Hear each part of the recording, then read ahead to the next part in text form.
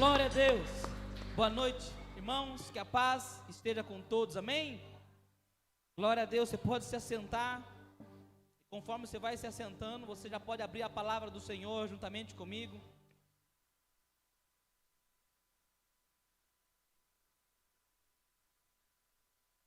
Glória a Deus. Abra a palavra do Senhor juntamente comigo no livro de Romanos. Glória a Deus.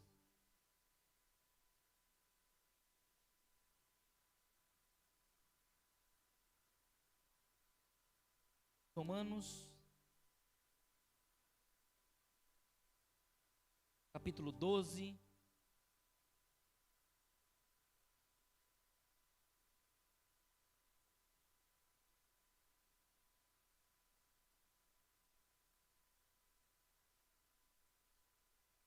Versículo 2. Romanos 12. Texto muito conhecido, o Espírito Santo ministrou no meu coração a respeito disso. Quero compartilhar com vocês em nome do Senhor Jesus. Romanos 12, no capítulo 2. A palavra do Senhor nos diz assim: não se amoldem ao padrão deste mundo, mas transformem pela renovação da sua mente, para que sejam capazes de experimentar e comprovar a boa, agradável e perfeita vontade de Deus. Algumas versões vão estar da seguinte forma: não vos conformeis com este mundo, mas transformai pela renovação da vossa mente. Espírito Santo, tem liberdade neste lugar. Fica à vontade em nome do Senhor Jesus. Meus irmãos, quando nós falamos a respeito deste versículo, quando nós olhamos para a palavra do Senhor, esse não vos conformei, eu não pude deixar de lembrar do nosso irmão Romildo, que está ali no canto. Tem a ver, irmão, com pegar a forma. E eu estive na casa dele esses dias, eu, pastor Claudemir, minha esposa, e ele estava mostrando para nós o processo de fabricação dos mini ônibus, das miniaturas de ônibus. E ali existe uma forma e tudo é líquido ali, e ele derrama aquele líquido na forma, e ao se curar aquilo, ao se completar o ciclo de secagem do item, aquela, cujo nome, resina, eu falar parafina, aquela resina, ela se moldou de acordo com aquela forma. Ele tomou forma daquela matriz. Estou aprendendo os termos técnicos já. Daquela matriz. E o que Paulo ele vai nos falar no capítulo 12 de Romanos é uma advertência a respeito do mundo no qual nós estamos inseridos. Logicamente, o mundo no qual eles viviam era diferente do mundo que nós estamos vivendo. Mas a palavra do Senhor, ela não muda. A palavra do Senhor, ela é a mesma ontem, hoje e será eternamente. E a advertência aqui, irmãos, é para que eu e você não venhamos nos moldar, não venhamos a pegar forma de acordo com o mundo no qual nós vivemos. E nós não venhamos tomar forma no mundo, neste momento, no século 21. E isso é tão verdadeiro, é tão forte, que nós passamos, bem dizer, toda a nossa vida. Desde criança ela vai para a escolinha, a criança ela vai para a escola, e ela já vai aprender a respeito de toda a cultura de uma nação. Independente de qual país você esteja, algumas nações levam mais a sério a questão do patriotismo. Você já deve ter visto guerras começarem só de queimar a bandeira dos Estados Unidos. Porque é um povo extremamente patriota, que leva muito a sério a sua bandeira. Muito triste que no Brasil não é desta forma, que aqui o brasileiro queima a bandeira. O brasileiro não tem a mesma cultura. Mas as nossas crianças, elas vão para a escola e ela começa a aprender a respeito de uma cultura. Eles aprendem a cantar o hino nacional, aprendem a cantar o hino da bandeira. Talvez os mais antigos não aprendem mais. Não aprende mais, né? Tem um professor aqui que falou que já foi essa época. Na minha época, irmãos, tinha que ir para o pátio. Começava dos menorzinhos para o último. Então eu sempre estava na frente. E era um problema, porque tinha que decorar os hinos. E eu sempre estava na frente, não tinha como enrolar. Eu tinha que aprender a cantar os hinos. Quantas vezes eu cantei japonês? Japonês da pátria. Está errado, irmão, não é japonês, não. Quem nunca cantou japonês aqui? Tem alguns nem sabem que existe hino. Mas, irmão, tem a ver com cultura. E isso é tão sutil, que talvez você pode olhar aí e falar assim, mas qual o problema tem meu filho aprender a cantar um hino nacional? Pelo contrário, isso é muito bom. Mas da mesma forma que é ensinado para nossas crianças, desde pequenininho, essa criança ela vai crescer tomando forma do mundo no qual ela vive. E eu e você iremos crescer tomando forma neste mundo. Eu e você iremos, ao passar do tempo, absorvendo características, gostos, que não tem a ver com o reino dos céus, que tem a ver simplesmente com gostos, com opiniões. Se nós voltássemos 10 anos atrás, a época ainda que nem se falava de YouTube, esse dia eu perguntava, não sei com o que eu estava falando, acho que era com a Ana. Eu falei, como que fazia naquela época, voltar 15 anos atrás? Porque não tinha WhatsApp. Ninguém tinha todo um celular que nem hoje. Como que a gente chamava o povo para ir para a igreja? Porque tudo virou WhatsApp hoje. Ó, tem culto, aí você posta no status, a pessoa vê o status, ela vai lá. Como que funcionava naquela época? Ligar, a minha mãe está aqui, ó. Ela trancava o telefone. Quem teve telefone de chave? Era caro. Aí trancava e escondia a chave. Eu tenho certeza que muitos passaram por isso. Estou entregando a idade aqui. Mas não vem não, tem muitos que viu isso. Muitos teve aqueles celulares mais antigos. E olha só como nós somos adaptáveis. Nós vamos se adaptando. Quem hoje...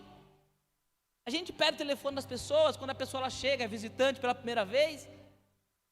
Eu não me recordo de alguém dar o telefone fixo. 3226. A gente era obrigado a decorar, porque era cara a agenda. Você tinha que comprar uma agenda. Aí você ia marcando no papelzinho, tudo papelzinho que entregava lá de panfleto em casa, virava agenda. Hoje, se perguntar o meu número, talvez a gente não sabe. Se alguém sabe o número do pastor, sei lá, está salvo lá. O número, eu não sei. Mas na minha época tinha que decorar o número. A gente sabia cantar o número.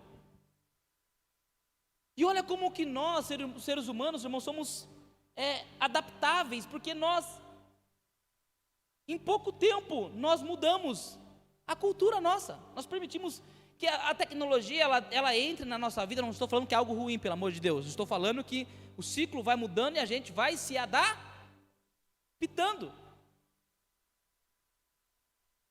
Alguns anos atrás, se tivesse uma igreja de parede preta, santo Deus, misericórdia, com alguns LEDs, meu Deus, isso é uma aberração, está profanando o altar. Alguns aí vão se lembrar agora um pouquinho mais, não é minha época agora, mas quando se falava de ter bateria na igreja, guitarra, misericórdia, é o próprio Satanás tentando entrar na igreja e destruir a igreja de dentro para fora. E hoje quando falta um pouco, já não tem guitarra na igreja, os ministros já falam, ixi, não dá para cantar aquele hino, porque falta guitarra.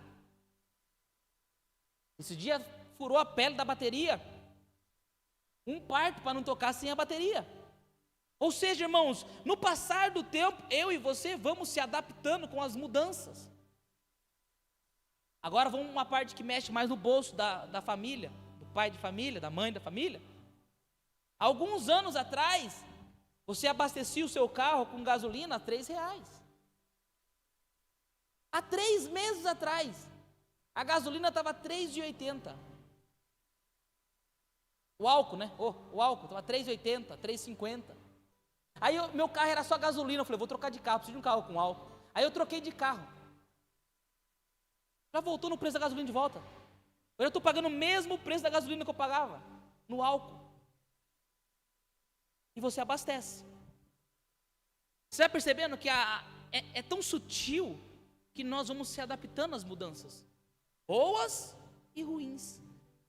Por mais que a gente faça as nossas críticas, nós se adaptamos. E isso agora, irmãos, estou dando um contexto para vocês como que isso acontece de forma muito sutil, mas isso vai se tornando perigoso quando isso vai interferir e vai ferir os princípios que Cristo ensinou para a sua igreja. Não existe modernização do evangelho. Não existe um evangelho moderno. Muitas vezes tem aquela ideia, puxa, o pastor é novo, o pastor é um jovem. Glória a Deus por isso, Senhor. O pastor é jovem, e por ser jovem é uma igreja moderna. Não, irmão, nós somos uma igreja primitiva. Nós pregamos livro de Atos, nós cremos que Cristo salva, batiza, nós cremos na cura, nós cremos nas profecias. É o mesmo evangelho. O evangelho não mudou. As mudanças do século 21, ela não pode matar o nosso evangelho. O nosso não, né? O evangelho do nosso Senhor Jesus Cristo. O evangelho que nós propagamos. Irmãos, isso é tão forte, que quando nós olhamos para a palavra do Senhor, nós vamos ver os discípulos. Jesus, ele chama os seus discípulos, os 12 discípulos. E aí, quando ele começa a andar com os seus discípulos, nós temos o hábito de falar discípulos e lembrar dos 12 apóstolos. Mas eram muito mais. Muito mais. Imagine que os 12 eram aqueles que estavam próximos ali. Mas existia homens e mulheres andando com Jesus o tempo todo. Muitas vezes Jesus ele tinha que sair na calada da noite ali para que as pessoas não seguissem ele, a multidão não seguisse ele. E se nós olharmos, irmãos, esses homens que na ótica da igreja, talvez seja na sua ótica, são os homens que mudaram toda a trajetória da igreja. Eles são os patriarcas, são os pais. Tudo começaram com eles. E muitas vezes nós olhamos assim e falamos assim, nossa, Pedro, puxa vida, o pastor Tiago falou assim, quem consegue imaginar aqui Paulo? Eu não sei se vocês têm essa ideia, e muitas vezes nós colocamos aquele homem, nossa, meu Deus. Algumas denominações colocam como santo, como alguém que não pecou, alguém que merece um destaque maior. Mas eu quero te convidar a olhar para o evangelho, e nós veremos homens falhos, homens que estavam moldados segundo a tradição na qual eles viviam. Se nós pegarmos a palavra do Senhor apenas em Marcos 14, você irá ver várias e várias falhas destes homens. Chega a ser cômico, parece os trapalhões, porque dificilmente você consegue ler um capítulo de Mateus, Marcos ou Lucas e não ver uma atrapalhada dos discípulos. Em certa ocasião, a palavra nos diz que a mulher ela chega com o vaso de alabastro para ungir os pés de Jesus. Ela quebra aquele vaso de alto valor. E ninguém conseguiu compreender o que estava acontecendo, pelo contrário, se revoltaram. A palavra do Senhor diz que houve revolta daqueles que estavam com ele, com Jesus, porque viram o vaso ser quebrado e falaram assim, puxa, ela poderia ter vendido esse vaso, ela poderia ter dado de oferta isso, esse dinheiro poderia ajudar os pobres, e ela despejou nos pés de Jesus. Nós veremos também, irmãos, Marcos 14, que nesse mesmo episódio, eu estou falando de Marcos 14, saindo desta cena, quando Jesus fala a respeito deste episódio, que ao sair da casa, Judas não entende, e Judas procura vender Jesus, entregar Jesus. A falta de compreensão. Irmãos, eu estou falando de homens que andaram com Jesus por 3 anos, já é o fim do ministério de Jesus na terra. Esses homens estavam andando há muito tempo com Jesus. Não estamos falando assim, puxa, eu conheci Jesus hoje. Não foi isso. Homens que viajavam, que estavam com Jesus 24 horas por dia, ouvindo Jesus, comendo com Jesus, participando dos momentos de maiores intimidades de Jesus. Porque para mim a refeição é um momento de intimidade. Quem se senta à sua mesa, ela partilha de intimidade na sua casa. É momento de comunhão, é momento de família. Eles estavam com Jesus, mas muitos não entendiam Jesus. Esses homens que lá na frente vão virar então essas colunas da igreja, não começaram dessa forma. Lucas no capítulo 9, irmãos, Mateus no capítulo 10, no versículo 35, preste atenção o nível de discussão dos discípulos. Talvez na sua mente você deve pensar que era como 2 teólogos conversando, discutindo a respeito do porvir. A Bíblia nos diz que Marcos 10, vai nos falar a respeito que eles estavam discutindo, sabe o quê? Quem deveria sentar do lado de Jesus. Olha a discussão dos discípulos. Ei, eu quero te pedir algo, Jesus. Eles falaram assim, Jesus, eu quero te pedir algo. Jesus falou, o que você quer pedir? Que eu me assente à sua direita e ele se assente à sua esquerda. Qual é o propósito de se assentar ao lado de Jesus? A falta de compreensão daquilo que Jesus estava levando o evangelho a ser ministrado, o que Jesus estava ensinando. Lucas no capítulo 9, no versículo 46. Agora os discípulos estão discutindo quem é maior no reino.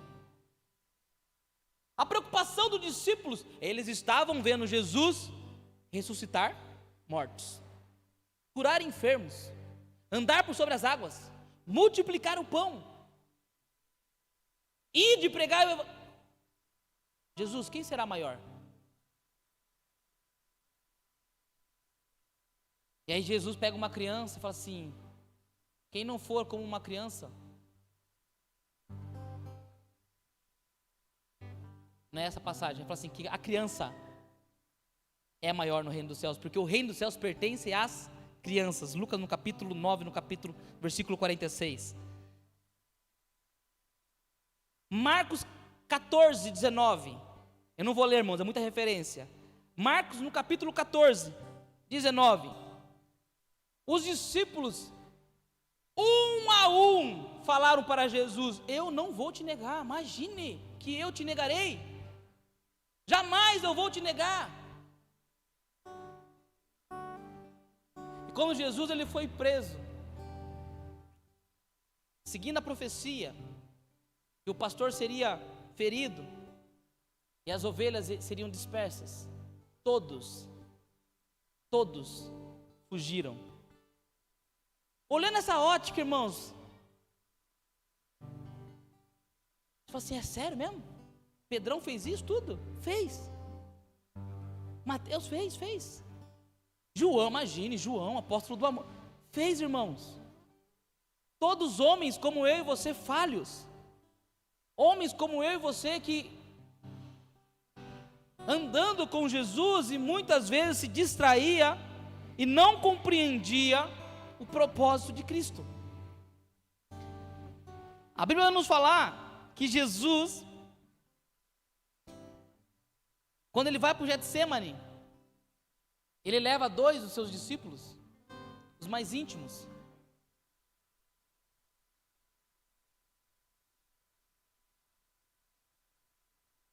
E aqui, irmãos, é uma ideia de que Jesus iria e precisava dessa empatia, Sabe aquele momento que você precisa de alguém que esteja com você, que você, brother, precisa de uma companhia, vou levar os mais perto. O que aconteceu? Vocês conhecem a história? Eles dormiram. Eles não conseguiram permanecer com Jesus por 1 hora. Marcos capítulo 10. As crianças queriam estar perto de Jesus, as crianças iam até Jesus. E o que os discípulos faziam? Vai para lá, sai daqui. Tocava as crianças. Ao ponto de Jesus o repreender, falei: ei, que isso? Deixa vir as crianças. Deixa as crianças virem. Sabe o que eu estou querendo dizer, irmãos? De novo, como a cultura da época se comportava em determinadas situações. Jesus estava contra a cultura. Jesus estava quebrando paradigmas. Jesus ele estava mostrando como deveríamos viver na terra. Qual que são os princípios do reino dos céus. Mas aqueles discípulos, os 12 discípulos, fora os 12, talvez os 70, eles estavam com Jesus talvez por interesse, talvez ali porque, como Judas, olhando Jesus como um rei político, que lá na frente ia resolver tudo, e afinal eu estou com Jesus, e se ele se dá bem, eu me dou bem. Viu, se Jesus vai para as cabeças, eu também vou com ele. Sabe aquela história, quem começa do comecinho, eu vou com ele aqui, porque quando eu crescer ele vai se lembrar de mim? Talvez, irmãos, muitos daqueles discípulos estavam com Jesus dessa forma. Em certa ocasião, irmãos, Jesus envia os discípulos que entrem na cidade para preparar, eu não me lembro a ocasião agora, mas eles tinham que preparar, acho que era a casa que eles iam passar a noite, ou preparar a ceia, eu não me recordo agora qual que é o episódio que eles iam preparar, mas eles não foram bem recebidos na cidade. Eles voltaram para Jesus e falaram assim: ei, por acaso o Senhor quer que nós oremos e caia fogo do céu? Mata tudo. E Jesus vinha pregando: ei, ama o teu próximo, suportai-vos uns aos outros em amor. Ei, vai com ele mais longe. E os discípulos que estavam andando com Jesus, cai fogo do céu, mata tudo, povo ingrato. E mais uma vez Jesus vira para o povo e fala para os discípulos assim: ei, calma, não é assim, eu não vim destruir, eu vim para salvar e salvar a todos. Irmãos, eu estou dando alguns dos exemplos, outros exemplos muito clássicos. Quando Jesus está para ser preso, quando Jesus, trava a língua, quando Jesus estava para ser preso, Pedro, preso Pedro, o que ele fez? Flap, na orelha de Cepas. Talvez quando Jesus falava: olha, que vocês têm que amar o próximo, amar a Deus acima de todas as coisas, a demonstração de amor para Pedro talvez era aquilo: se vier pegar Jesus, eu corto o bucho dele. Cortou a orelha do camarada. Ele falou assim: ei, rapaz, não é isso não, guarda a peixeira. Não é disso que se trata o evangelho. Não, Jesus, é por amor a ti. Tá, mas você arrancou a orelha do outro por amor a mim. Não é disso que se trata o reino.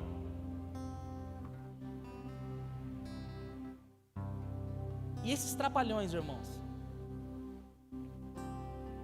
quando eu olho assim, eu falo: tem jeito pra gente. Obrigado, Jesus, porque eu nunca arranquei a orelha de ninguém, mas nem puxei a orelha, fisicamente, puxar a orelha fisicamente. Calma. Olha essa rebelião se levantando aqui no meio. Está repreendido. Olha o chão abrindo e engolindo, hein?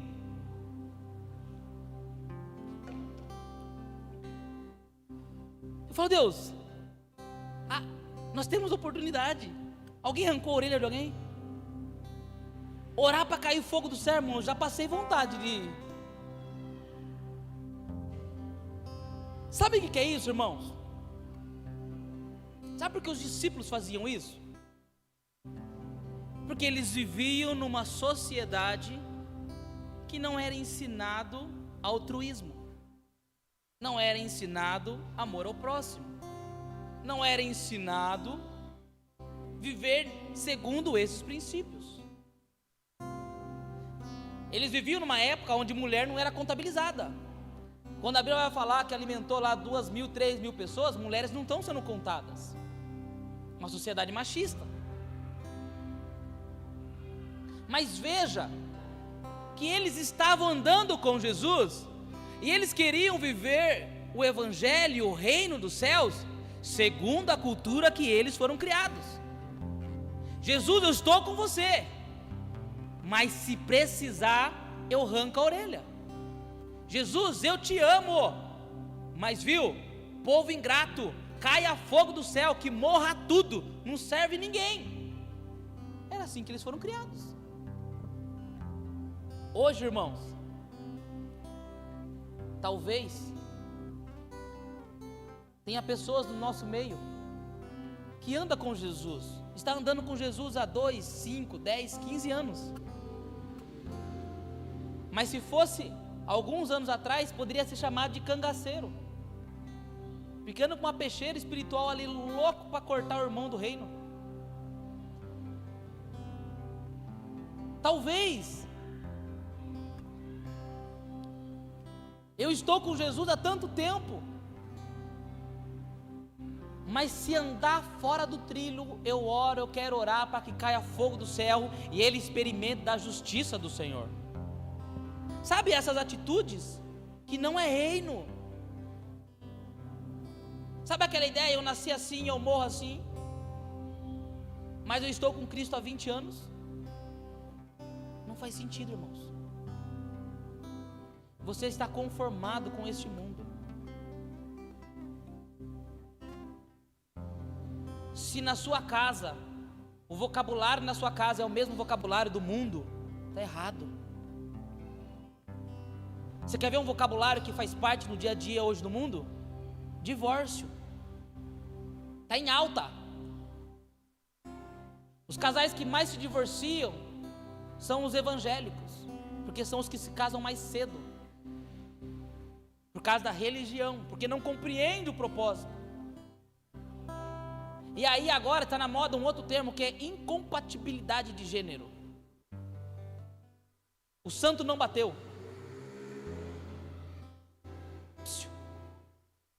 Não faz parte do seu vocabulário isso. Não faz parte do seu vocabulário. Ai, eu estou com ódio dessa pessoa.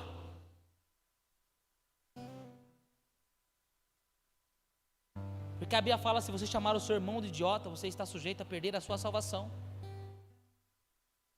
Não faz parte do nosso vocabulário um pensamento machista, porque Jesus disse para o marido amar a mulher como ele amou a igreja.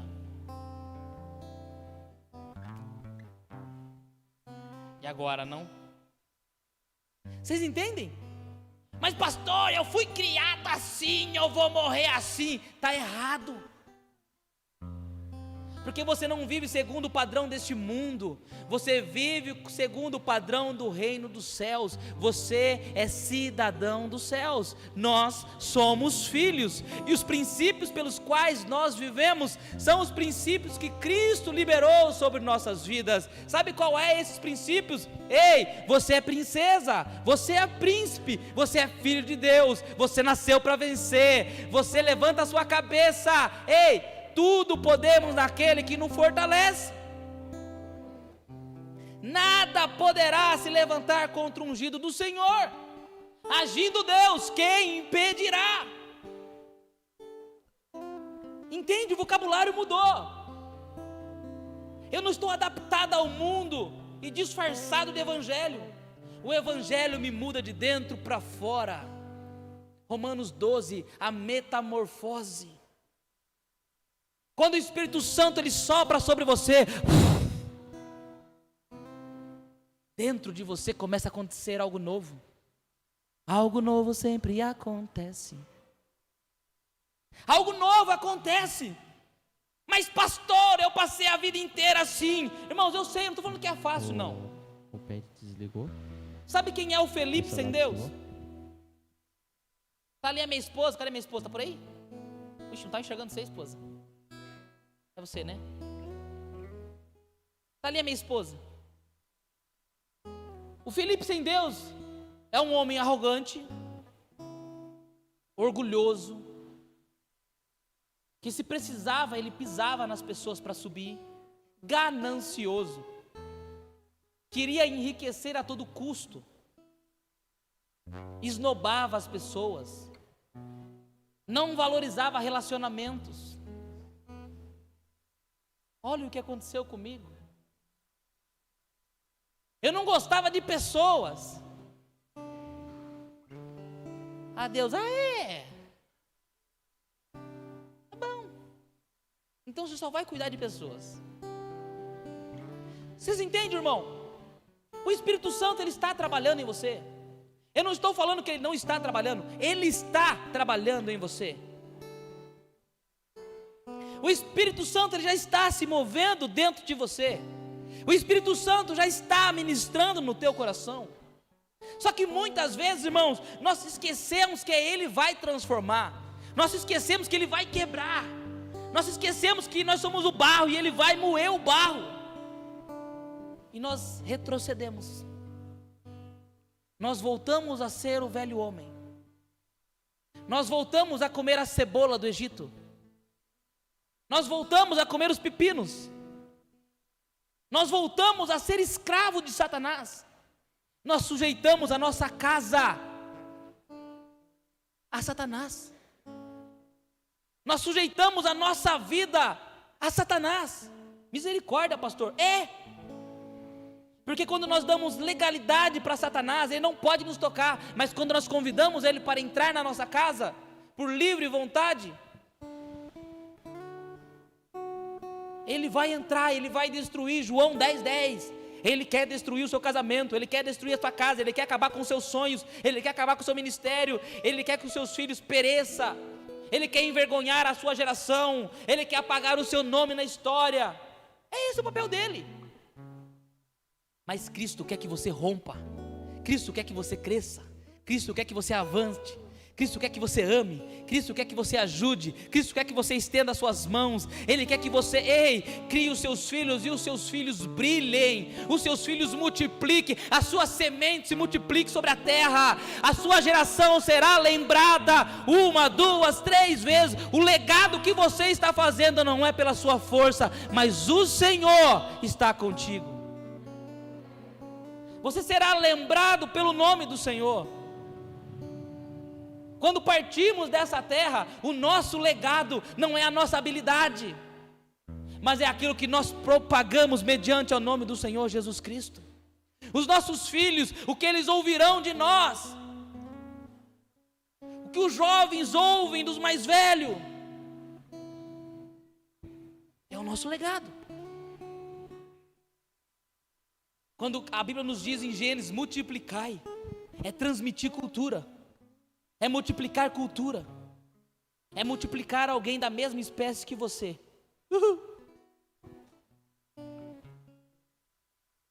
Pergunta para você, é fruto bom? Senhor, pode multiplicar. Faz uns 10 Felipe aí. Multiplica. Ou é aquele que fala assim, misericórdia, Senhor, não multiplica não.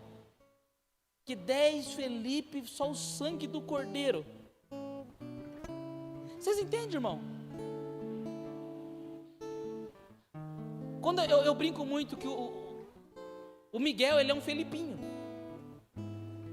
Tem hora que eu pergunto pra minha mãe, eu falei, eu chorava tanto igual o Miguel chora? Ela falou, um pouco mais. Eu falei, misericórdia. Alguém tem dúvida que o Benjamin é filho do Tiago? Não. Irmãos, está multiplicando a cultura. É natural. É óbvio que o Miguel não precisa viver o que eu vivi, porque eu estou sendo iluminado pelo Espírito Santo de Deus, e eu irei ensinar para os meus filhos a palavra do Senhor. O que eu estou fazendo? Multiplicando o reino dos céus. Não vos conformeis com este mundo, irmãos. Não permita que Satanás entre na sua casa. Jovem, não se molde com esse mundo. Não tem nada para vocês nesse mundo. Nada de interessante neste mundo. Casal recém-casado, fresquinho, como diz o Fer, vem, tá quentinho.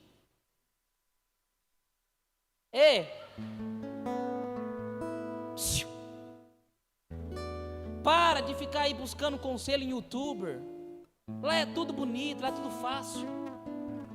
Tá aqui, ó, tem irmãos aqui de 33 anos de casado. A irmã Suzana, 35, irmã Suzana? 34 anos de casado. O irmão Romildo, 30 anos de casado. Eleni, quantos anos, Eleni? 20, algumas coisas? 33 anos de casado.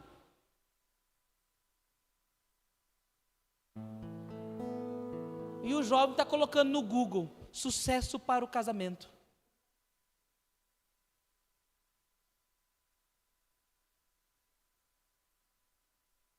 Irmãos, eu falava com o pastor Claudemiro ontem, não tem como pedir a bênção do Senhor, se nós vivemos de forma errada. É a mesma coisa que eu falo assim, Senhor, abençoa o meu pecado.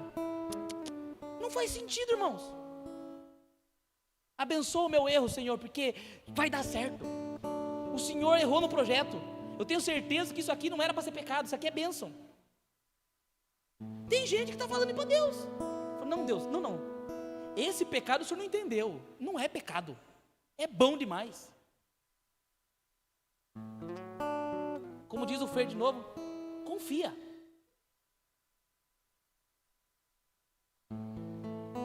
Irmãos do céu, pelo amor de Deus. Blinda o seu casamento, blinda a sua casa, blinda o seu coração. Não vos conformeis com esse mundo, não se sujeite a esse mundo, mas permita que o poder do Espírito Santo te transforme de dentro para fora. O Espírito Santo, ele te leva à mente de Cristo. Pastor, eu não amo, mas Cristo ama. E se você está em Cristo, você vai amar. É natural. Pastor, eu não tenho altruísmo, mas Cristo tem. E Ele vai te levar nisso. Só mergulha, só confia. Vem, viva o reino dos céus. Viva segundo o reino dos céus. Crie os seus filhos segundo o reino dos céus. Crie os seus filhos segundo os princípios de Deus. Se permita ser trabalhado. Não existe idade para ser trabalhado. Não existe idade para descobrir coisas novas em Deus.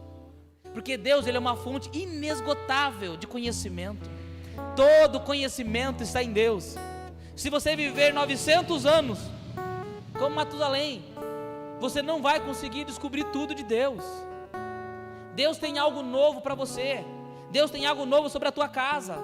Deus tem algo novo sobre o seu ministério. Deus tem algo novo específico hoje para você. Se permita viver o novo. Se desapegue do velho. Se desapegue das coisas desse mundo. Se desapegue dos preceitos desse mundo. Mas pastor, eu fui ensinado assim. Pergunta, isso que você foi ensinado está de acordo com a palavra de Deus? Se está, irmão, não larga. Se agora não é a palavra de Deus, pelo amor de Deus, larga. Se isso está destruindo o seu casamento, larga. Está destruindo os seus sonhos, larga. Não faz sentido. O pastor não está bravo não, eu só fico emocionado falando, viu? Depois minha esposa fala assim, não, você estava bravo. Eu falo, não, estou não. É que eu me empolgo. Ontem nós ministrávamos aqui sobre um pai que nos ama. Um paizão. Nós temos um Pai que nos ama. E como um bom Pai, Ele vai nos corrigir. Porque como um Pai, Ele quer que nós vivamos o melhor da terra. Viva o melhor da terra. Tem um ditado no mundão aí que fala assim: vai para o arrebento, vai para cima. Com Cristo, irmãos, não tenha medo. Segundo os princípios de Deus, não tenha medo. Sabia, falou assim: vai, pede, tudo que pedires em meu nome o Pai fará. Pelo amor de Deus, não fica retendo não, pede. O que você precisa hoje? O que você precisa sobre a sua casa, sobre o seu casamento? Profetiza. Estenda as tuas mãos. Toca. Estica. Toca, profetiza. Pastor, eu não sei como que faz isso. Abra a tua boca e declara em nome do Senhor Jesus: eu e a minha casa serviremos ao Senhor Jesus.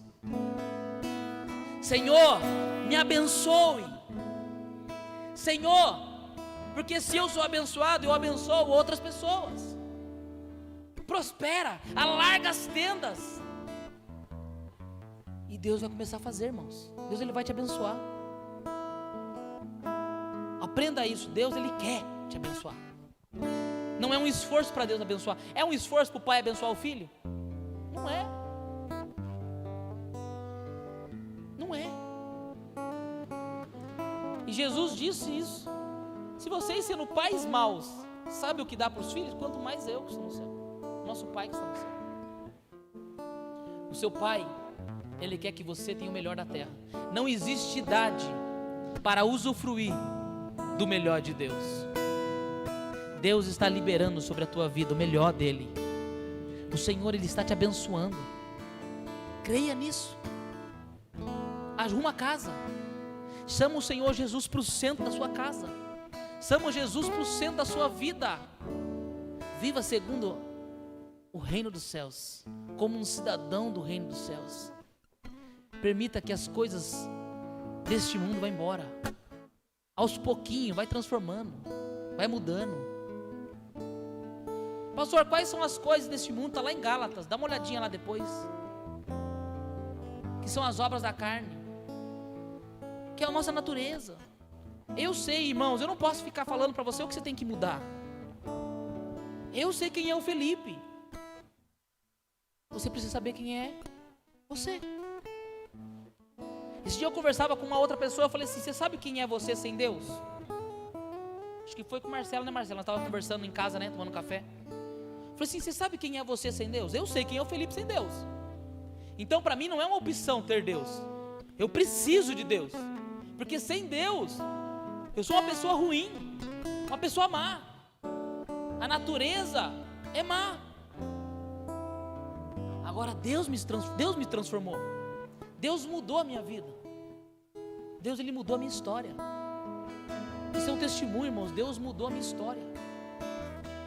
Eu digo isso, irmãos, porque quando eu casei ainda eu estava na igreja, hein? Já estava na igreja, já pregava o evangelho, mas eu descobri que tinha muita coisa para mudar. Meu casamento quase acabou. Se dependesse do Felipe, o casamento tinha acabado. Mas Deus, Ele é misericordioso. Deus enviou pessoas para cuidar do meu casamento. Eu saía, sabe para onde eu ia? Não era para o boteco, eu ia para a igreja. Eu não estava fazendo nada errado, mas eu não ouvia a minha esposa. Eu não tinha relacionamento dentro de casa. Eu não conversava. Mesmo eu indo para a igreja, eu estava destruindo o meu casamento. Vocês entendem isso? Muitas vezes a gente acha que destruir o casamento é para ir para o boteco. Não é. A falta de diálogo, a falta de relacionamento. Dentro aqui nós estamos em família. Se nós não tivermos relacionamento, diálogo, vai destruir. Se nós não tivermos um relacionamento saudável como família, em um momento vamos pisar um no calcanhar do outro. Vai ficar chateado, mas não conversa, não há diálogo, vai gerando ferida, vai gerando mágoa, vai gerando tristeza, vai gerando angústia. Isso vai gerar doenças físicas, emocionais, psíquicas. E nada disso vem do reino. Nada disso vem do reino. Do reino vem a alegria, do reino vem a paz, do reino vem o renovo, vem a transformação. Seja renovado nessa noite, em nome do Senhor Jesus. Amém? Quero orar com você.